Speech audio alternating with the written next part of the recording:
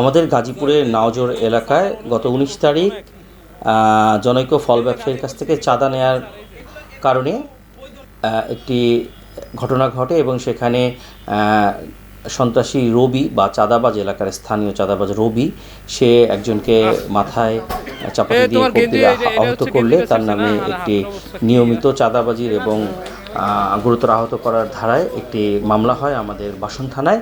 সেই মামলার প্রেক্ষিতে গতকাল রাতে তাকে গ্রেফতারের জন্য যায় এই মামলা তদন্তকারী কর্মকর্তা জনাব মোহাম্মদ আলী।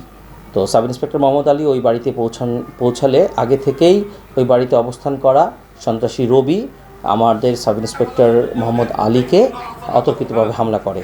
তার এই হামলার পাশাপাশি তার যে অপরাপর ভাই, মা এবং তার স্ত্রী সহ আরও অনেকেই ওই বাড়ি এলএমই সার্টিফাইড বিশ্বসেরা কপারে তৈরি ওয়ালটন কেবলস, যা আপনার স্থাপনাকে রাখবে সব সময় নিরাপদ। আমাদের এই মোহাম্মদ আলীকে আহত করলে মোহাম্মদ আলী আহত অবস্থায় আমাদের উদ্ধার কর্তৃপক্ষকে ফোন দিলে আমরা সকলে ওখানে ঘটনাস্থলে উপস্থিত হই।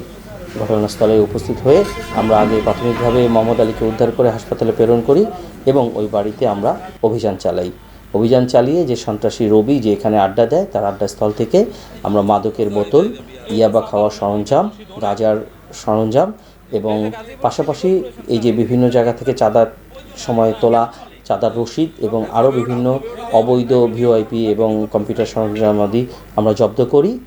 এই ঘটনায় আমাদের পুলিশ অ্যাসল্টের ঘটনায় আমরা এই ঘটনায় আরও একটি মামলা আজকে দায়ের করি এবং গতকাল রাতভর অভিযানে আমরা ৩ জনকে গ্রেফতার করি, যাদেরকে আমরা সংশ্লিষ্ট পুলিশ অ্যাসল্টের ধারায় আজকে কোর্টে চালান করেছি।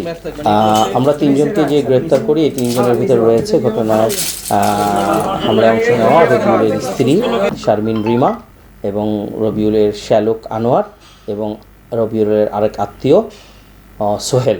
এই ৩ জনকে আমরা রাতে অভিযান চালিয়ে ধরে আমরা আজকে এই পুলিশ অ্যাসল্টের মামলায় তাকে চালান দিই।